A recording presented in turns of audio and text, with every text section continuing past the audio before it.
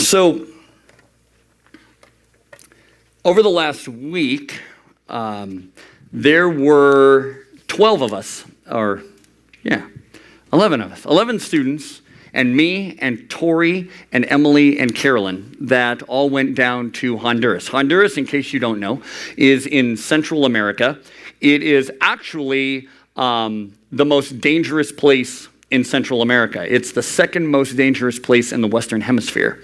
And it is extremely poor. The cities are extremely violent. There is lots of gang and drug-related violence.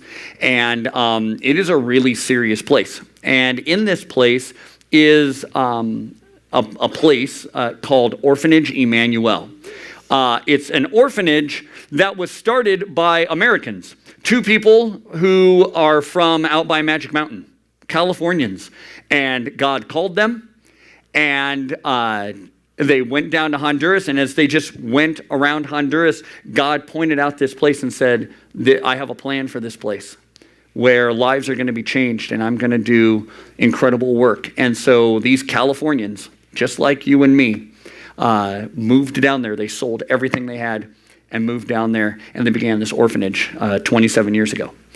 And this orphanage, over the years, God has done incredible things. He has done miraculous things, actual miracles. If you don't think that God is still doing miracles today, you don't have to be at Emmanuel for more than about 20 minutes before you'll meet over 500 of them. And I don't say that lightly. I don't say that because that's the Christian thing to say or because I want to sound religiously dramatic. I'm telling you that God has moved in the lives of every staff member who is a volunteer, who each have been called from different places in the world, as well as moved in the lives of these kids who some have horrendous stories.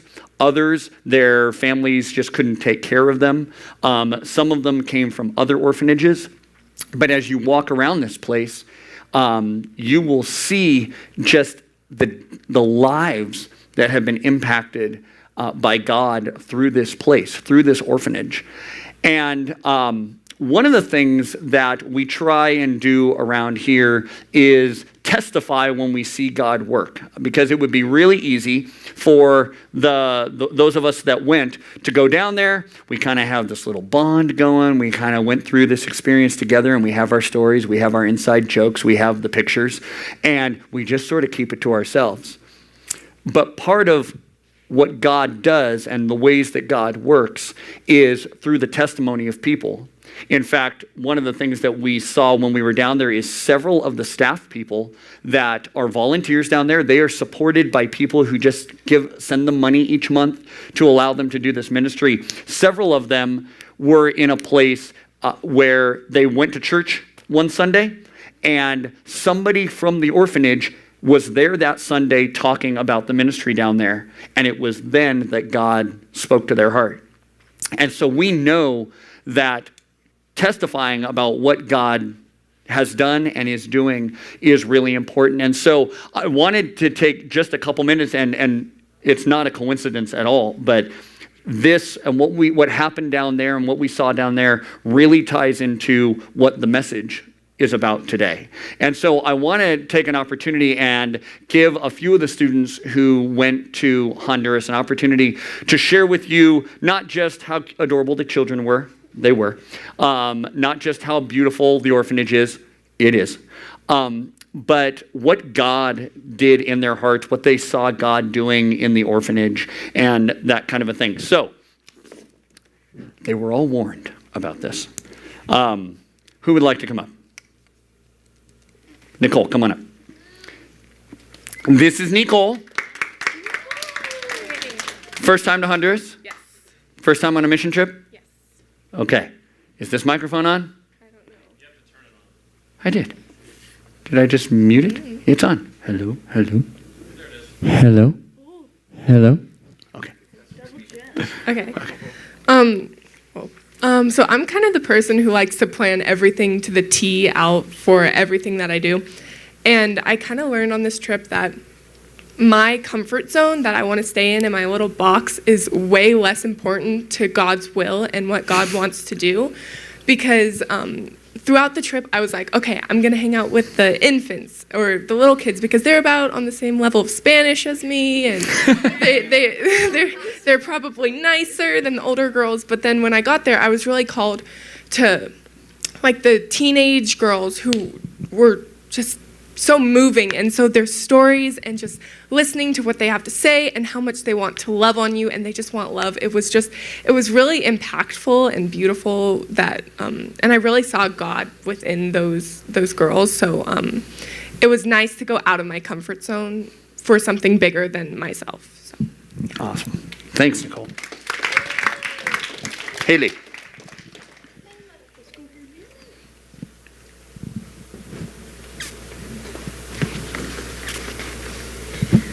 So Honduras was my first time out of the country and first time on a mission trip, and pretty much a lot of firsts for me.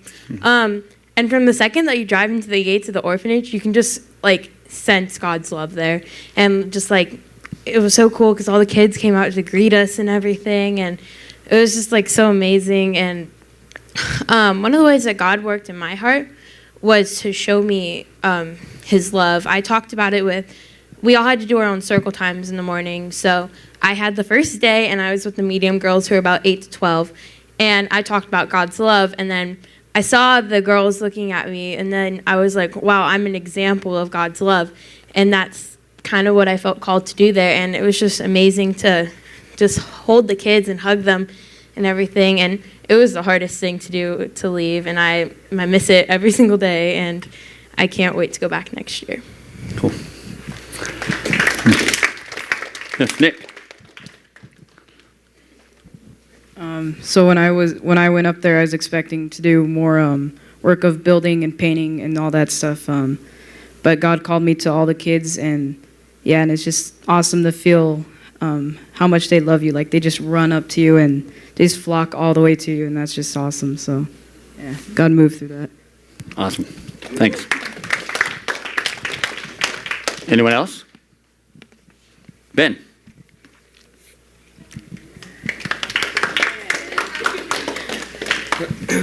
So one of the main things that I saw, like the first thing when I got down there, I was like, okay, there's a ton of volunteers here. Like all these people are here, they probably don't get paid like nearly anything. And you hear like anyone who's come up there talking about God's love, and I saw God's love, like those people lived here, they probably had like a perfect life, and they just go down there just to love on these kids. And I just found that amazing. Like you give up everything and follow what God's telling you to do, and I just thought that was insanely cool. Yeah. Anyone else? Okay. So one of the encounters that I had was with a lady, a volunteer who's on staff. She's from Pittsburgh, and she had a background, a history of drug abuse and alcoholism and a pretty rough life. She lived in downtown Pittsburgh and got into a lot of trouble and got saved, recognized the need for Jesus in her life to save her, and God was able to pull her out of all these addictions and these influences in her life. And as she pursued God, she just felt God drawing her more and more to serve Him with her whole life. And eventually, He called her down to Honduras. And I'm sitting there at dinner one night with her, and I'm listening to her story. And one of us just kind of asked, so was it hard to give everything up? You know, you sold everything.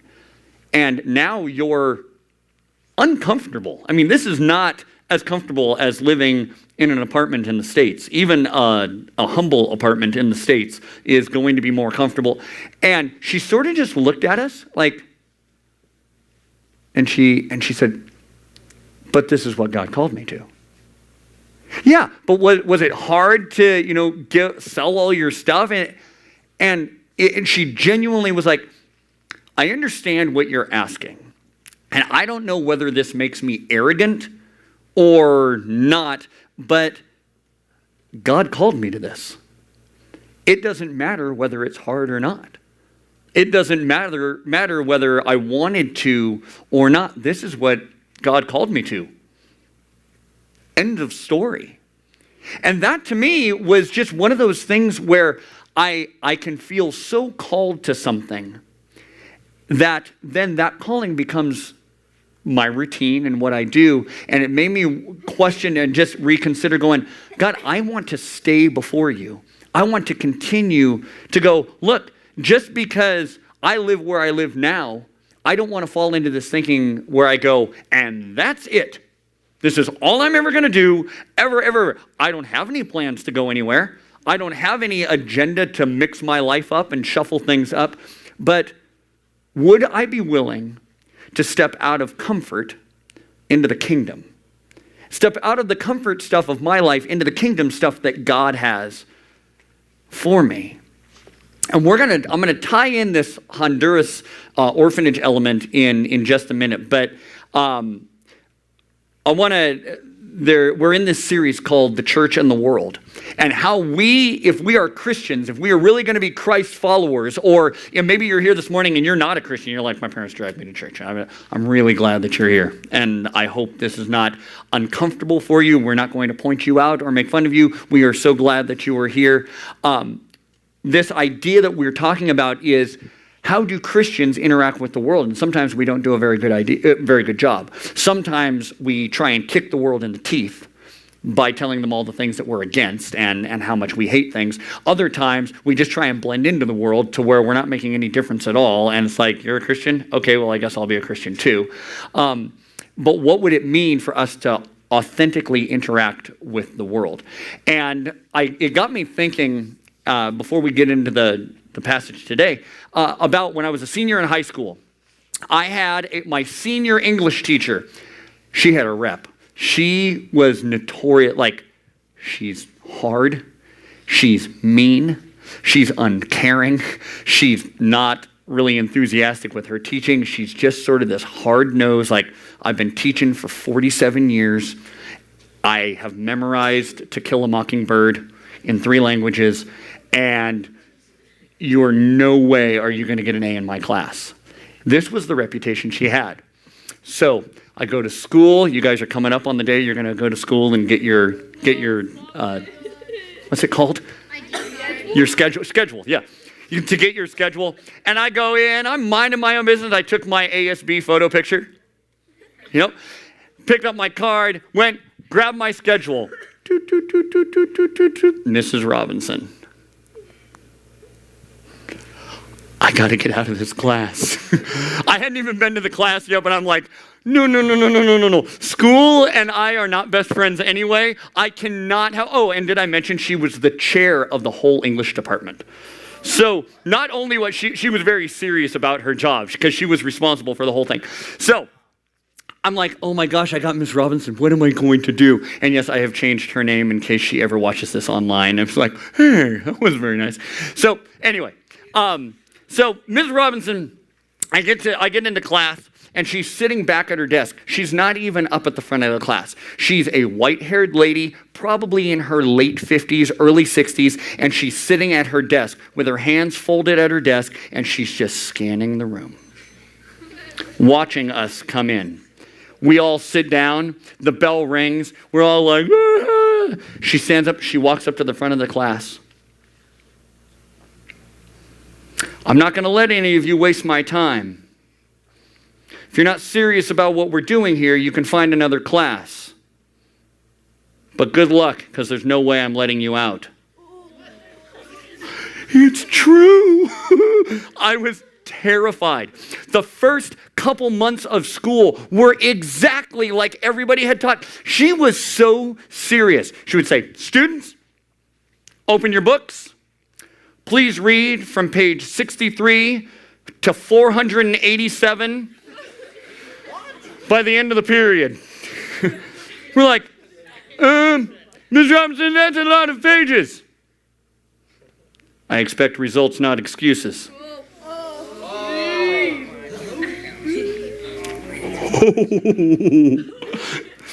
First few months were rough.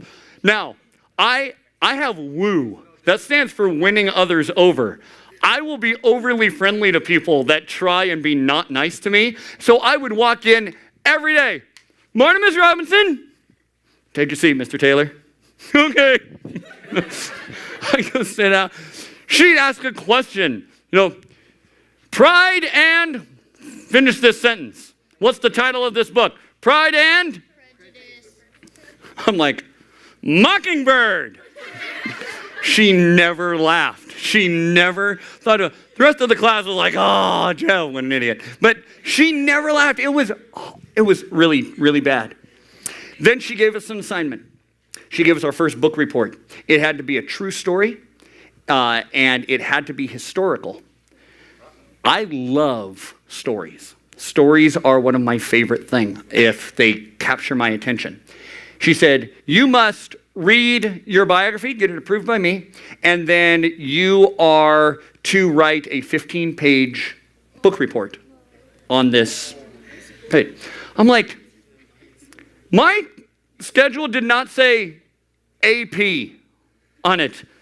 College prep. I expect results, not excuses, Mr. Taylor. All right.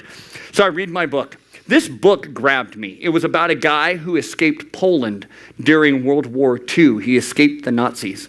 And he saw his family murdered. He saw his country, the country of Poland, destroyed by the Nazis. And it really just got my imagination going of what this must have been like. And I had this idea. I'm like, I do not want to write a 15-page book report. Are you kidding? My ADD would never sustain writing 15 pages of a book report. So I went up to Miss Robinson. I'm like, excuse me. I'm sorry. I was wondering, could I do my book report a different way? What do you have in mind, Mr. Taylor? I do music, and I was wondering if I could write a song about my book. She said no. She said, well, I've never had somebody request that before. Will it take you a long time to write a song? Oh, yes. A very long time. It will be very difficult. I already had this song like rolling through my head. Well, okay, Mr. Taylor, I'm going to give you an opportunity at this. I'm like, yes, I don't have to write 15 pages. I went home, wrote the song, went out and played. Yes, senior in high school, I still went outside and played. Okay. You're never too old to go outside and play, okay? So, I wrote this song, and the day came for me too, because here was the other part. Here was the qualifier. She said, yes, you can write the song, but you have to perform it in front of the class. Oh. I'm like, whatever, who cares? So the day came. I walk into my classroom with a guitar. Nobody's ever seen me play guitar. They don't know my music stuff. This is English class. And so I walk in with my guitar, and they're like, what's Jeff doing with a guitar? Sit there. Mr. Taylor, you ready for your presentation? Mr. Taylor here has decided to do an alternative assignment. He's written a song about his book. Let's be nice. Let's be appropriate and considerate. Mr. Taylor, when you're ready. She walked back to her desk and she folded her hands and she sat at her desk and she stared right through me. I get up there and I start to play. And I'm just watching everybody going, what is this? What's going on? This guy is so weird. And I begin to sing. Nobody knows I sing. Some would argue whether or not I still sing. But nobody had ever heard me sing. I'm playing, I'm singing about this man from the other side trying to escape the world he knows. It's in a minor key. It's very dark and very mysterious. About halfway through the song, I look back to Miss Robinson's desk, and tears are streaming down her face. By the time I get to the end of the song, she has her face in her hands, and she's trying not to sob out loud. She made us read the rest of the period. I destroyed her. It wrecked her. So, I put my guitar away, I go sit back down. She's like, read for the rest of the period. So we're all reading. The bell rings. Everybody's getting up to leave. I'm grabbing my stuff, and she's like, have a seat, Mr. Taylor. Okay. I sat down. She came over, and she began to tell me a story of how she had grown up in England, how when she went to university, she wanted to go to university in America, so she moved to America. She moved to California, and that when World War II was happening, that her parents were killed in the Blitz. The Blitz was the attack on London when the Nazis bombed everything, and her parents were killed there. And that as I was telling the story of this book, it reminded her of when she got the news about her parents, about the things that her family had gone through, how scary it was through that whole time. The rest of the year, I would walk in the classroom before I could even get to my seat. Good morning, Mr. Taylor. Morning. Like, I'd be sitting there minding my own business. Mr. Taylor, would you like to read for us today? Okay. Pride and Mockingbird.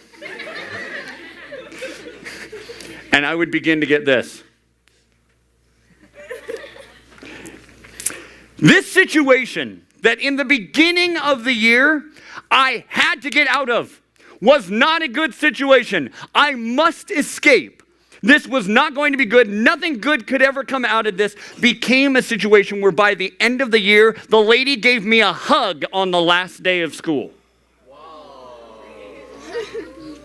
Everybody else walking out of the class going, that's just weird. That's just this situation where all I wanted to do was to escape this discomfort, this situation where everybody else had Miss Keeney and everybody else had Miss Johnson and I had Miss Robinson. Why did I have to? It was terrible.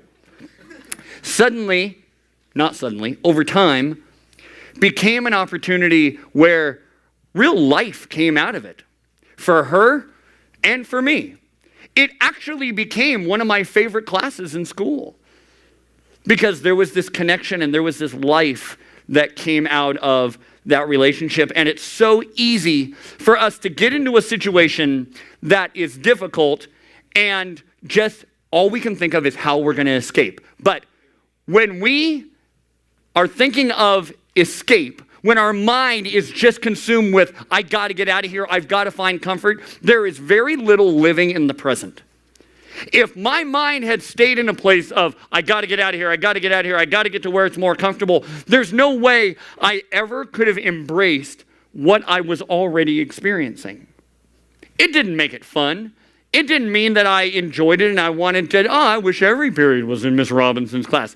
It meant that if I were only thinking about how I could get out of it, how I could make my life easier, there was very little living in the present. And Paul, in the Bible, the Apostle Paul saw this in Corinth.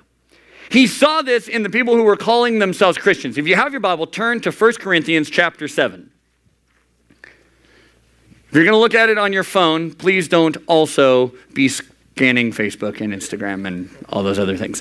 1 Corinthians chapter 7, starting in verse 17. It says this, nevertheless, each person should live as a believer in whatever situation the Lord has assigned them, just as God has called them.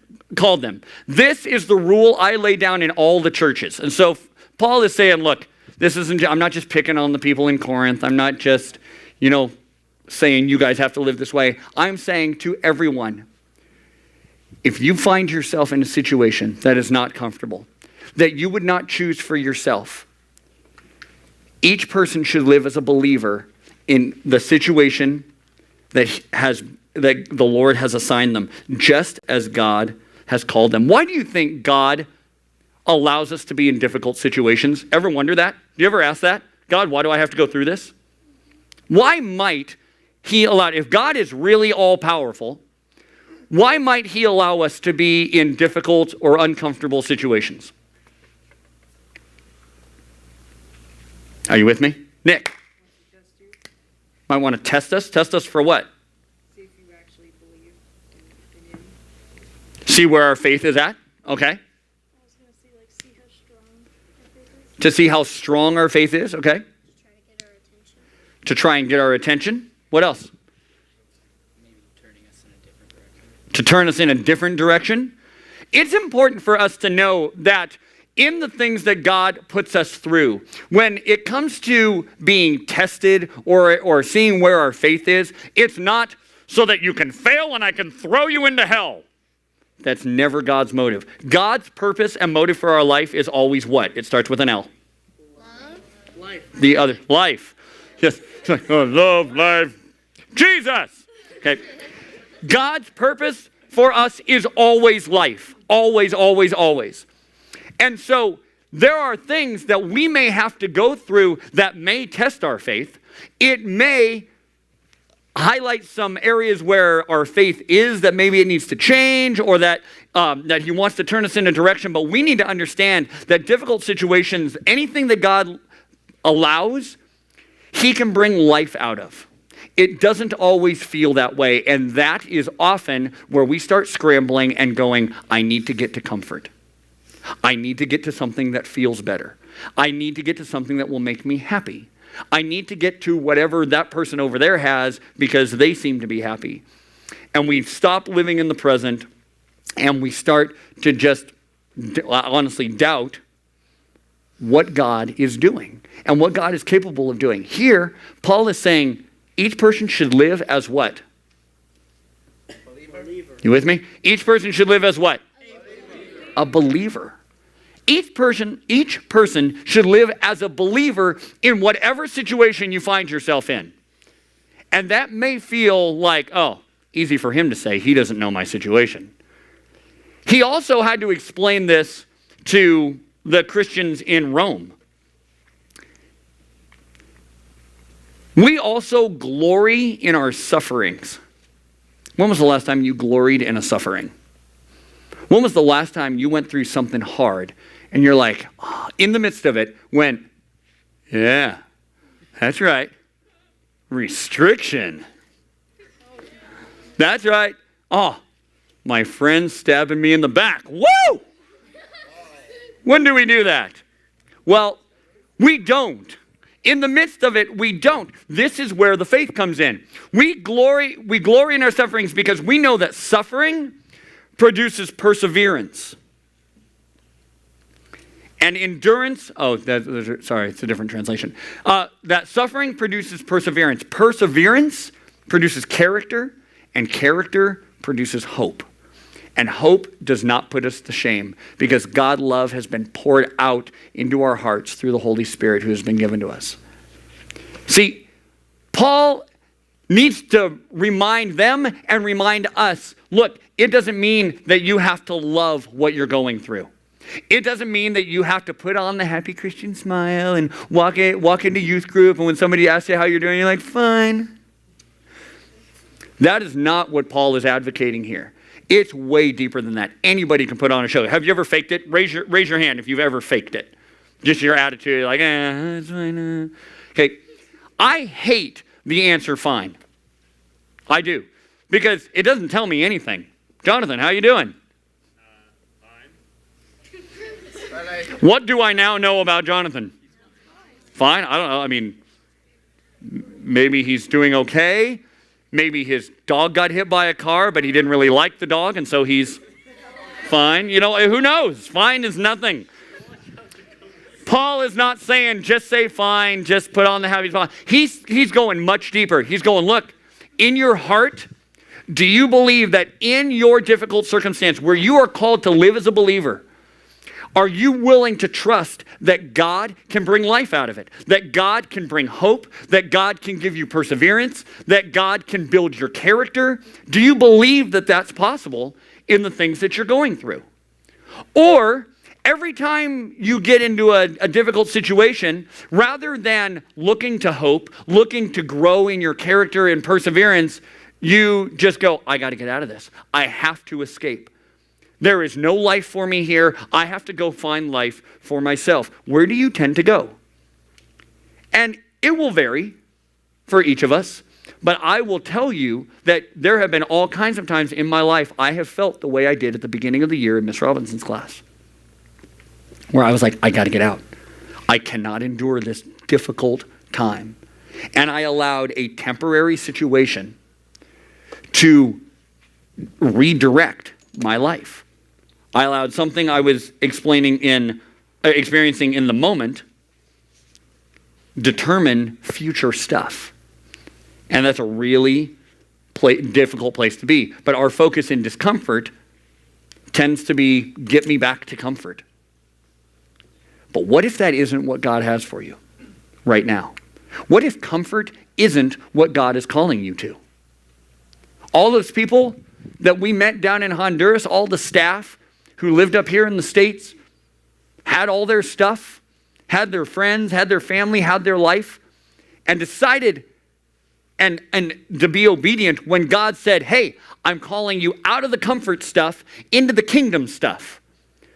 They're down there in the hot months. It gets to be 105 degrees at about 98% humidity. There's no air conditioning, and they've got these little fans on the ceiling. Oh, but wait, every night the electricity goes out. And yet, when they look at that, I mean, it feels like, oh man, after a week, get me home, get me back into comfort. Even though they experience this week after week, month after month, year after year, they're going, you know what? God's not calling me to comfort. God's calling me to here right now. And I believe that God is using this discomfort for His glory. It doesn't mean I'm thrilled about it all the time, but I know that God's using me, and what we experience down there is that God is indeed using it. You guys, what is the comfort stuff that maybe you're unwilling to give up or that you haven't even put on the table? What is the stuff in your life where things have been hard and you have scrambled just to get back to comfort? And you haven't even considered that God may be developing perseverance, shaping your character, and giving you a hope that is so much deeper than feeling good. And guys, this isn't a high school and junior high problem. This is a human problem. This is the reason that really nice car companies have no problem making tons of money. Why really nice house builders have no problem selling their houses. Why we just go, I want to do whatever I can to get as comfortable as I can. Sometimes it's as simple as our phones. You ever had your phone die? Oh my gosh. Oh my gosh. Must find power. Anybody seen my charger? Where's my charger?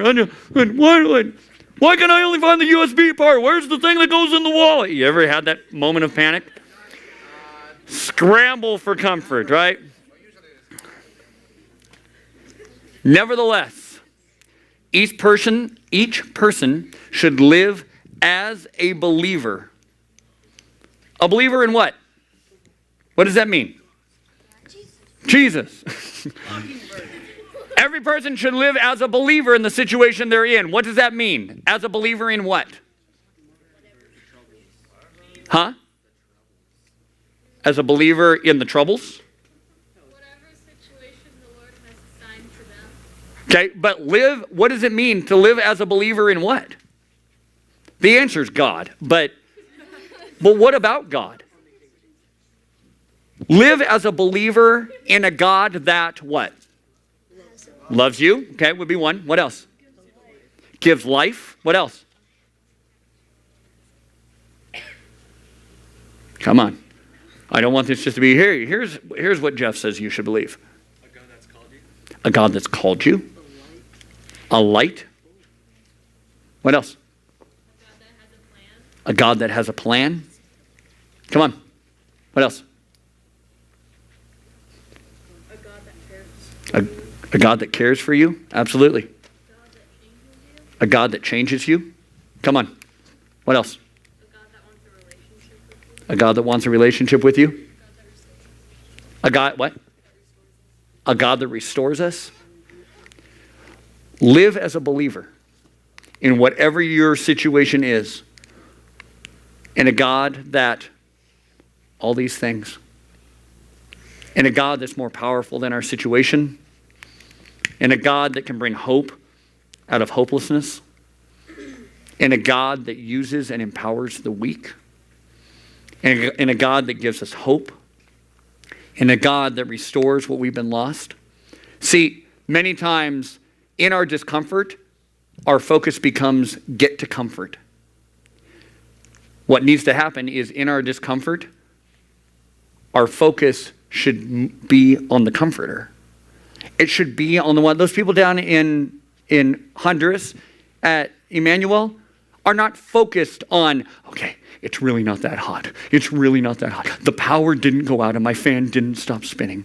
The kids always obey us. The kids are fun and it's not hot. That would be ridiculous. No life's going to come out of that. What are they focused on? The comforter. They're focused on the one who called them there. They are focused on the one that is able to help them persevere and endure difficult things. I know that your teachers can be mean, difficult, and unfriendly. Live as a believer. I know that for some of you, your friends have hurt you or gossip about you or have rejected you. Live as a believer. I know that your parents frustrate you and disappoint you. Live as a believer. Is it natural to want to just get a better family? Is it natural to wish you had a different teacher? Is it natural to just be mean back when somebody's mean to you? Yeah, those are those natural human things inside us. Live as a believer in whatever situation God has put you in or allowed you to be in. Live as a believer because God's power and our hope is not dependent on these temporary circumstances. And I'm not making light of the temporary circumstances. I'm not going, come on, it's not that bad. It's just yard work. I know that there are some really difficult circumstances in life. And I know that some of you have been experiencing some really hard things. And what I am saying and what I'm not saying and what Paul is not saying is that, you know what, it's not that big a deal. There are some things that are a really big deal. Is it possible that what you're experiencing now is part of something bigger that God is developing in you and in the people around you? Is that possible? Let me qualify this statement with this. I and Paul are not saying that if you are being abused or violated, that you are supposed to stay in that situation. That's not what he is saying. If you are being hurt, if you are being abused, if you are being violated, you need to ask for help. And I want to tell you that I'm standing up here in front of you all saying, please ask for help. You will not be in trouble. There will be people around you that will love you and care for you and support you. But it is important that you do not hear this as, oh, live as a believer in whatever situation, even as this is happening and that's happening where you are being abused or violated. That is not what this is saying. This is never part of God's design for us to be hurt. It's to bring life. Paul is addressing, and he says it in the following verses, things like, not only, but what Paul is talking about is people who are in marriages that are difficult. And so they're leaving their marriages. Oh, well, we don't get along like we used to. And they were abandoning their spouses. He's addressing people that are working for bosses that are jerks. Bosses that are rude and not treating them fairly and not paying them fairly. And he's going, look, live as a believer. Don't sabotage the company. Don't start gossiping. Don't start fighting and doing all of these things. He's addressing these issues where people's hearts are just uncomfortable and they don't like it and they want to get their own way. They find themselves in Miss Robinson's English class and all they want to do is just get out. This is what Paul is addressing, and it demonstrates a heart issue that is not trusting that God can bring life out of difficult circumstances. If we insist that God is only good and God is only present when we're comfortable, then there is no way we should expect any kind of life down at Orphanage Emmanuel. That place is doomed. That place can never have any joy. It can never have any happiness. It is just, it is lifeless. If we insist on believing that God is only good and God is only present when we're comfortable, they should just give up, right? Because there's not any hope for any goodness or joy or hope down there. And yet you heard several people share it. You drive through the gates, what do you see? Hope and joy and peace. Did any of those kids ask to be orphaned? Did any of those kids ask to be put into an orphanage? No. Did any of those kids who were abused and hurt deserve that or ask for it? But what we saw in that place is that even though ungodly things were done, that God was able to bring life and is continuing to bring life. It still may not be their choice. It still may not be what they want or wish for their lives. But the question that we have to bring ourselves to ask is this. Think about a situation in your life that you would change. We all have one. Think about a situation in your life that you would change. Why would you change it? What is your reasoning for wanting to change it? Is it because it's uncomfortable? Or is it because you've lost hope that God can bring life in that situation? Is it because you've lost faith that God could be at work in a bigger way than you can see right now? And so you just think the best thing for you to do is form an escape plan and get out. And again, I am not talking about situations where you are being harmed. You should not stay in those situations. That is not what Paul is calling us to. He's calling people who are uncomfortable, who want to just have an easy life and do what they want to do, rather than having to live as believers in the situation that they're put in. Do you believe that in the sufferings, it will produce perseverance, shape your character, and give you hope that goes way deeper than just how you feel? And you guys, this is not easy. It's not convenient. It's not comfortable. But it will bring life. If we are willing to go, okay, God, then in my discomfort, how do you want to use me? What do you want to do? And I just spent a week in a place of people walking around going, God, how do you want to use me? What do you want to do? And over 500 little kids are being loved on and blessed, and God is doing miracles. And he can through us too. In our lives here in Upland and Rancho and Ontario. Even Fontana. It's where I live in Fontana. Lord God, honestly, God, I don't really know how to pray this because all of our situations are different, and I confess that I want to be comfortable. I confess that I want to know what's going on, and I want to be able to have a plan. I want to be able to figure out what's going to happen and make it happen.